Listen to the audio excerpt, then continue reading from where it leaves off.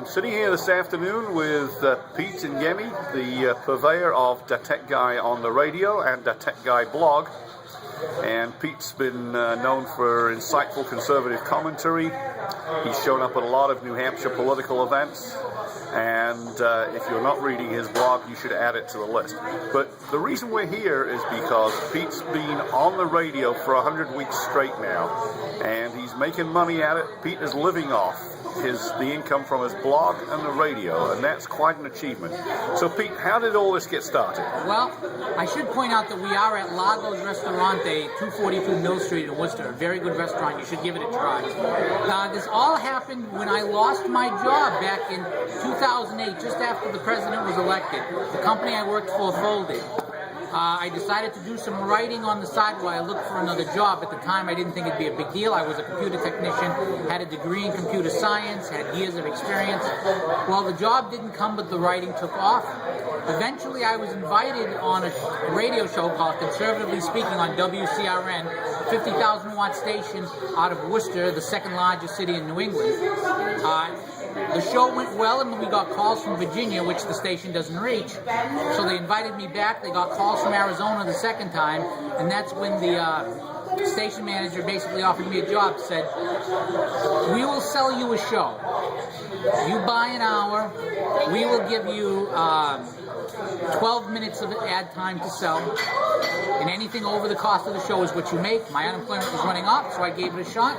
And now it's 100 weeks doing it. And now instead of 1 hour Saturday night, it's 2 hours Saturday mornings as part of a 5-hour conservative block that takes us to noon on WCRN, heard in 6 states, and of course online all over the place. Well, that's fabulous, Pete. And the blog's doing pretty darn well too, and you've got a special theme this year. You've been predicting about as long as Rush Limbaugh, with a slightly different slant, that this is going to be a major conservative victory year, and you've got a special tagline, but I'll let you say it. Well, I'm a great believer in, there's an old Italian saying that says, "Do it, don't talk about it." And I've been looking at the race, I've been looking at the different things that were going on. And while the media and the Democrats have talked a big game, all the actual actions of the people who have skin in the game have been against the Democrats for a year. You've had retirement after retirement, for example, Barney Frank. Barney Frank won last time by a fair margin, yet he had to spend his own money, decided to retire. If he was going to be chairman again, you think he's retiring? You have conservative candidates winning in Republican primaries. You have all these various actions. You had last year President Obama forming African Americans for Obama. The president got 95% of the black vote this time. If he has to spend money on African Americans for Obama, that was a sign there was trouble. There was Wisconsin. The left was predicting it would be the Republican Waterloo, and I was saying, you're right, it will be the Republican Waterloo, and the Republicans will be playing the part of Wellington. And we've gone on and on for a year telling people this, saying, listen, these guys are scared. All the actions, their actual actions, are what you do when you're in trouble. And I've been saying, ride right through them. They're demoralized as hell because they're not living in Realville. And that's been the theme. Riding through them, demoralized as hell in Realville.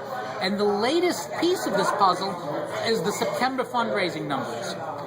The numbers just came out from September. The RNC has over 80 million cash on hand. The DNC has under 5 million plus 20 million in debt. Now remember, this is September. September, the Democratic convention, the Republican convention had just ended. For the entire month, the media has told us that Barack Obama was running high, that the polls were all for him, that Mitt Romney was in disaster mode. Yet, what do we see?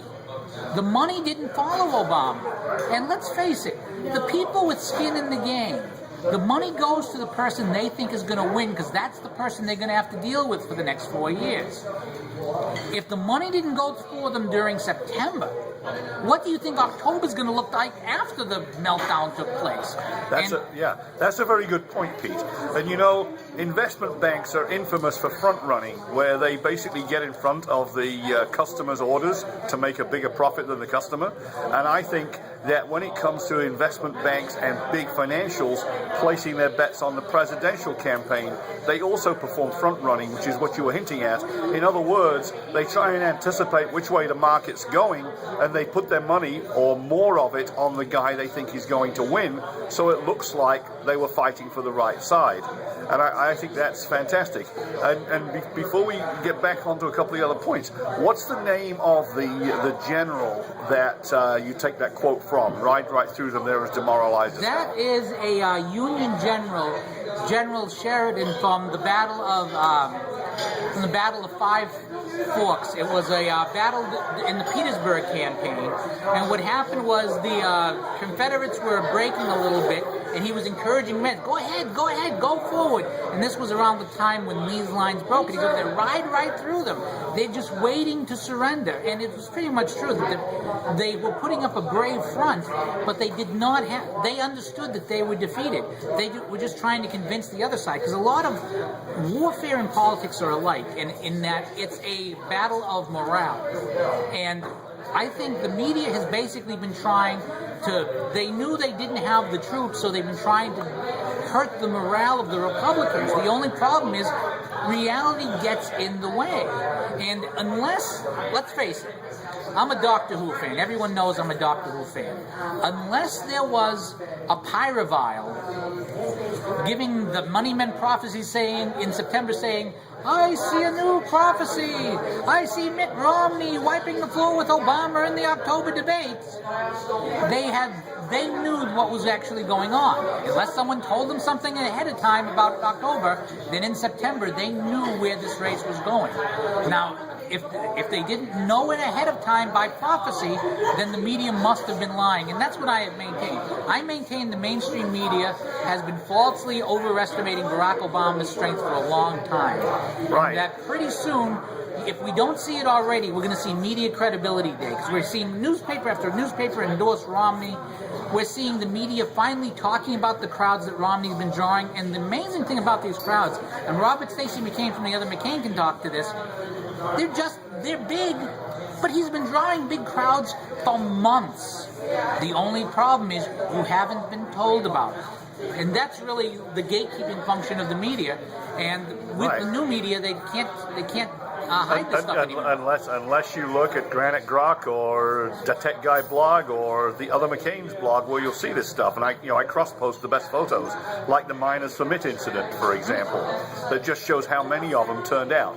But I was going to go back to a couple of things. So in September, it was claimed that Barack Obama had pulled in about 114 million, and Romney had pulled in maybe a bit shy of 100 million, although I don't think the final numbers have been reported when that's right, sorry, Romney's numbers had not been reported, but Obama was pre-announcing his September haul because it was particularly good. Now we see the truth. The truth is that Obama is either going to have to sub the DNC, or the DNC is going to leave a lot of people holding the bag for bad debts after the election. But wait, there's more, because the RNC is raising good money and Romney's raising good money. They are additive. The plain fact is that Obama and the DNC are taking away from each other. This is a bad thing. And let's face it, I like to study the congressional campaigns. How many websites of congressional Democratic candidates do you see that have pictures of Barack Obama? Almost none. How often does Barack Obama have events where local people running for Congress in swing districts show up with him? They don't. The reason for this is because they understand Barack Obama will suppress rather than enhance. Unless you're dealing with the bluest of blue states, Barack Obama is a hindrance. And let's not forget, when Scott Brown won in 2010, the weekend before the election, Barack Obama appeared for Martha Coakley, and I maintained at the time that hurt Coakley rather than helped her. It's funny you should say that. I was about to go there. Martha Coakley lost big after that. Well, 5 points. A Democrat losing by 5 in Massachusetts is big. Remember, registration is plus 24 in favor of Democrats. Right.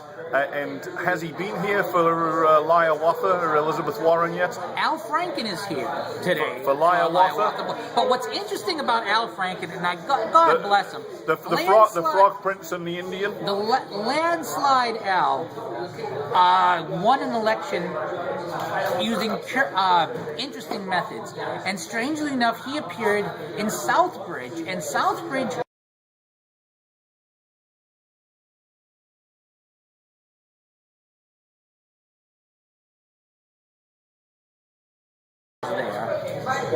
watch what was happening. The 1 or 2 vote Republican victory became a much more comfortable victory, and so I think that it's going to take more than Al Franken. And one thing that you might not know, the people, the readers of Granite Grok, is that Massachusetts has a voter ID law, but it's not the same type as others. Massachusetts has had a law on the books for the longest time that everyone has pretty much ignored. It's a census. Every town sends out a census form, and you fill out that form and send it in. If you do not send in that form, you are officially an inactive voter, and there's a little I next to your name, and you are required by law to provide both an ID and a proof of residence, not just who I am, but where I live. Now, that law hasn't really been enforced much because, frankly, nobody was bothering about it. Democrats were always winning. But now the Tea Party in Massachusetts has educated people and has vote observers.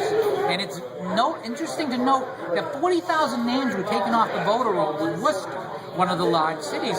And when, during the primaries, IDs were challenged because of this, we had a large cry from neighbor to neighbor, or the local Acorn group about this, screaming bloody murder. The Republicans say, all right, let's bring in the observers. Let's have this investigated. And strangely enough, the Election Commission, which was a Democratic commission, decided that this wasn't worthy of further investigation.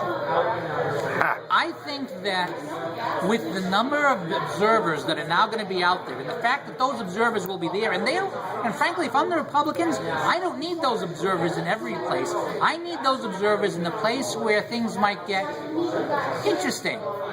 Yes. And with those observers, it's going to make a huge difference, because there's a famous line from Lyndon Johnson's defeat in 1942, the only election he ever lost. Johnson tried to steal an election along with his opponent, and Johnson had actually campaigned harder. No one worked, and Johnson tried to steal elections, but no one worked harder than Lyndon Johnson as a candidate, in fairness to him. So what you're saying is nobody worked harder than Lyndon Johnson at stealing elections. Well, he also worked hard as campaigning. I mean, Johnson as a campaigner was unequal, but Texas was corrupt in those days, and there were votes that were to be bought. Well, Johnson made the mistake of releasing the figures from his bought districts early, which allowed his opponent that hadn't reported yet to add the number of votes needed to beat him over the course of a couple of days. And at one time, Johnson, when he realized this was happening, it was one of the few political mistakes Johnson ever made. He called up one of the cronies saying, listen, I need some more votes from there. And the man had already reported, it was already certified, and he said to him, Lyndon, I've been to federal prison once, I'm not going back for you. And there are people who are not going to go to prison in order to elect Elizabeth Warren. That's just the way it's going to be. So I think this voter ID law is going to make a huge difference, and it's something no one is reporting. But if the media doesn't want to report it, I'll report it. Well, send me a link when you do, Pete. Now, thinking of that, how's Sean Bielak doing? I like Sean Bielak. I think he's going to beat the man with only a name, which is Joe Kennedy. Joe Kennedy's support and his money has all been coming from out of state. I mean, if his name was Ken Joseph instead of Joe Kennedy, his candidacy would be a joke. And in any other year, that might be enough. But in the year when Barack Obama has been exposed as the empty suit that he is, an empty suit in a district that Scott Brown won isn't going to help. And that's really the difference. The district is more Republican than it was. Joe Kennedy would be in the minority. He's not going to have the Barney Frank type of gravitas in terms of committee assignments and the like. So I think Joe Kennedy is going to be in huge trouble. I wouldn't be surprised if he pulls it off, but I would not bet the farm on Joe Kennedy. Okay, fine. I'm going to take you back one more time to September, Peter. So Rush Limbaugh calls himself the mayor of Realville. It's clear that you are the reporter from Realville, and you have been taking apart the phony polling stats, and they're beginning to tighten now, but back in August and September, they were using two major tricks. One is they were sampling Democrats versus Republicans in the ratios of the 2008 election. And secondly, they were deliberately undersampling independents because they wanted to disguise the fact that independents had swung big for Mitt Romney. But you dug into this, you got the facts, and you got a mention on Rush Limbaugh's program as DaTechGuy from Massachusetts. Yeah, he pronounced it wrong, but that's all right. But this is the bottom line: is that Mitt Romney has not gained, for example, in Wisconsin, 15 points. It's just that he wasn't down by that much. In fact, he may not have been down at all. What's been happening is you've had these huge Democrat oversamples that don't match the states that they're in. In fact, one of the few polls, I got a little flack for complimenting the WBUR, which is a public radio poll here in Massachusetts on the Scott Brown race, because it exactly matched voter registration. At the time, it showed Warren up, and I was still complimenting it, and I was getting some brickbacks from the right over this. But now that same poll shows Brown ahead, and now the left is attacking. The bottom line is, right now, as it gets closer to Election Day, the pollsters need to be correct. The need to push Barack Obama over the finish line is big, but the need to be correct is more important. And frankly, he no longer has that situation anymore. As soon as the media realizes that it's over, they're going to start swinging fast. It's going to be... they've been using the word preference cascade, but the day of Realville, the day of media credibility day is coming, right, where the media has to look like they're actually reporting. Well, they want to look smart. They want to say that they cast their vote for the winner, and you're already seeing it with a couple of them. In particular, CNN, which for the longest time we joked was Communist News Network, Wolf has been blitzing the Democrats lately. Well, that's because once the media decides they can no longer swing the election, then they just start doing straight reporting. As I said, 2 years ago it was the day before the election after the Jon Stewart rally, and now it's coming early because it just can't be seen. Well, Mike, I want to thank you for your time. And Peter?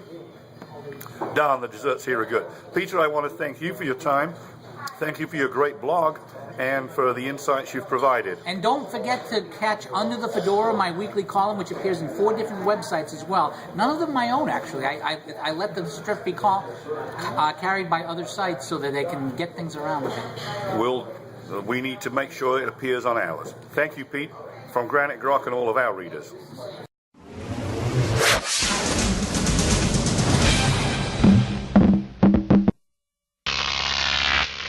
Grok TV.